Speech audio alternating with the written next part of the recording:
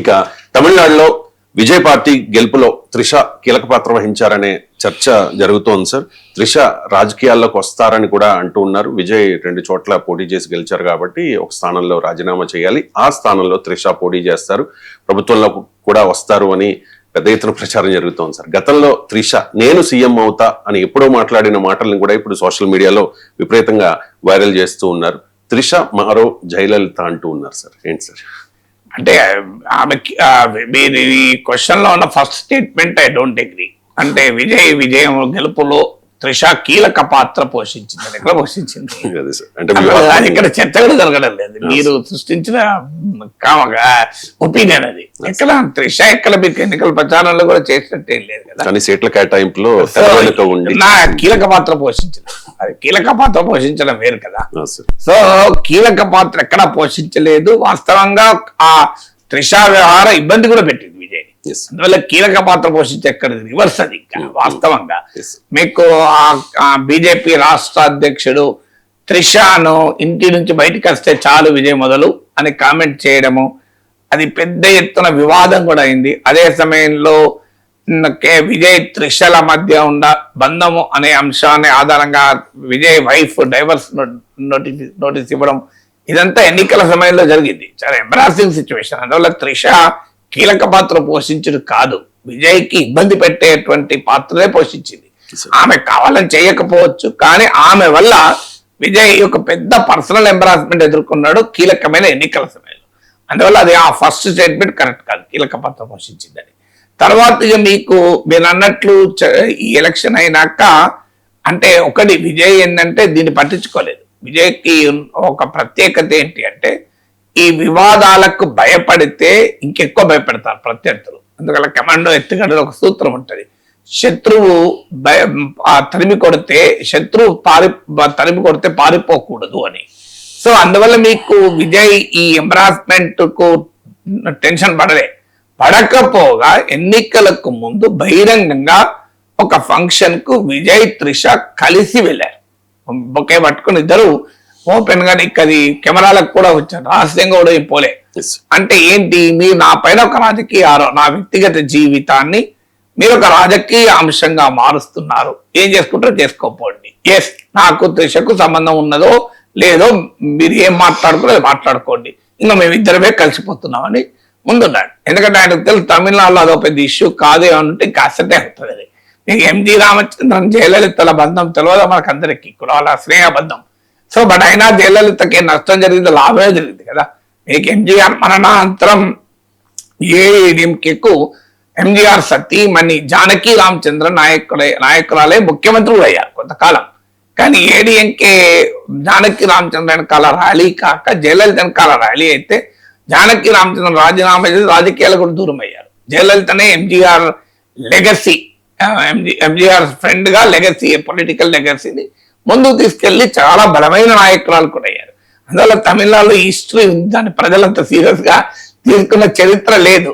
So అందువల్ల ఈ ethical principles, ethics పైన వాల్యూస్ అనేది రాజకీయాల్లో పెద్ద ఆటంకం కాదని భావించాడేమో తెలియదు ఈ ఎథికల్ క్వశ్చన్స్.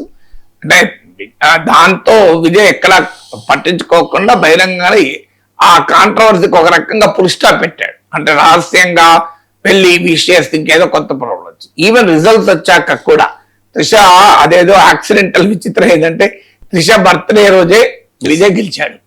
సో దాంతో త్రిష ఉదయాన్నే తిరుపతికి వెళ్ళి వెంకటేశ్వర స్వామి దర్శనం చేసుకొని నేరుగా ఎయిర్పోర్ట్ నుంచి విజయ్ ఇంటికి వెళ్ళారు బొకే పట్టుకొని. వెళ్ళి మీడియా కెమెరాల వైపు చూసి స్మైల్ చేసి లోపలికి వెళ్ళారు. అంటే ఏమి నో సీక్రెట్ అని. అంటే అటు ఇవన్నీ ఎందుకు చెప్తున్నానంటే రాజకీయాల్లో సింబాలిజం కూడా కీలకం. అటు విజయ్ ఎంబరాస్మెంట్ గురి అన్నట్టు కనిపించలేదు. త్రిష ఇంత చర్చ జరుగుతున్నా ఆమె ఏమి పట్టించుకోలేదు. ఎప్పుడైతే ఇద్దరు డోంట్ కేర్ అన్నారో ప్రత్యర్థులు ఏం చేయగలుగుతారు. అందువల్ల పర్సనల్ అంశాలను పొలిటికల్ డిస్ప్యూట్స్ గా మార్చాలని చూస్తే పెద్ద ఫలితం ఉండకపోవచ్చు అనేది చాలా కీలకమైన అంశం. ఎందుకంటే మీకు గుర్తునే ఉంటుంది, చంద్రబాబు నాయుడు నరేంద్ర మోడీతో విడిపోయాక బీజేపీతో ఇలాగే పర్సనల్ గా మోడీ పైన అటాక్ చేశాడు. భార్యకే న్యాయం చేయలేని వాడు దేశానికి ఏం న్యాయం చేస్తాడు. నాకు గుర్తున్నంత వరకు రాహుల్ గాంధీ కూడా అలాంటి విమర్శలు చేయలే, ఎవరు చేయలే. No opposition leader, Modi personal life, Modi విద్యార్హతల పైన వివాదం చేశారు కానీ మోడీ పర్సనల్ లైఫ్ పైన పెద్ద రాజకీయ వివాదం చేయలే. ఆ స్థాయిలో ఒక నాయకుడు వివాదం చేశారంటే చంద్రబాబు నాయుడే. సో కానీ మీకు చంద్రబాబు నాయుడు ఆ రకమైన కామెంట్ చేసినా కూడా మోడీకి ఏమన్నా అయిందా? ఆయన ఓడిపోయాడు తప్ప మోడీకి ఏం కాలే కదా. సో ఆ కామెంట్ చేసేందుకు ఓడిపోయాడా? పర్సనల్ కామెంట్స్ ను జనము వ్యక్తిగతమైన జీవితానికి సంబంధించిన అంశాలను అనవసరంగా రాజకీయపరమైన అంశాలతో ముడిపెడితే ప్రజలు తిరస్కరిస్తారు. సో ఇక్కడ కూడా అదే జరిగింది. మీకు దట్స్ ఎ పర్సనల్ లైఫ్. ఆమె మోడీ సతీమణి గురించి అసలు మనం చర్చ పెట్టడమే తప్పు. ఎందుకంటే ఆమె కంప్లైంట్ చేయలే, ఆమె ఎక్కడ చర్చ లేదు కదా.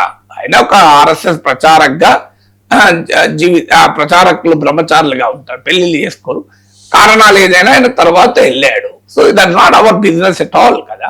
సో దాన్ని ఒక సీనియర్ పొలిటికల్ లీడర్ గా ఉండి కూడా చంద్రబాబు నాయుడు దాన్ని ఆ రోజుల్లో అంటే విమర్శిస్తే ఏ స్థాయికి ఎలా పోతాం అన్న దానికి అయినా వెళ్ళారు, మోడీ కూడా వెళ్ళారు. మామకు ద్రోహం చేయడంలో నేను సీనియర్ కాదు అని కూడా ఆయన మోడీ వ్యాఖ్యానించారు. సో అలా పర్సనల్, ఇంకా అదన్నా కనీసం పొలిటికల్ అంశం. ఎన్టీ రామారావు పై చంద్రబాబు నాయుడు నాయకత్వంలో తెలుగుదేశం పార్టీలోని పెద్ద తిరుగుబాటు రావడం ఇది పొలిటికల్ అంశం. మోడీ రైజ్ చేసిన పొలిటికల్ అంశం, పర్సనల్ అంశాలు రైజ్ చేశారు.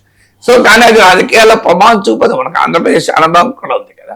సో తమిళనాడులో కూడా అదేం ప్రాబ్లంగా కాలేదు. ఇప్పుడు విజయ్ 2 సీట్లలో గెలిచాడు, శ్రీపెరంబదూర్, తిరుచి. కనుక తిరుచిలో వెకేట్ చేస్తారని వచ్చింది పేపర్లో. తిరుచి నుంచి త్రిష పోటీ చేయాలని అభిమానుల నుంచి కూడా డిమాండ్ మొదలైంది. మరి దానికి విజయ్ నిర్ణయం ఏం తీసుకుంటాడు, త్రిష ఏ స్టాండ్ తీసుకుంటుందో తెలియదు. బట్ అదేమి పెద్ద ఇష్యూగా ఇంత హిస్టరీ ఎందుకు చెప్తున్నాను, ఆంధ్రప్రదేశ్ అనుభవం ఎందుకు చెప్తున్నాను, అది పెద్ద ఇష్యూ అవుతుందని నేను అనుకోను.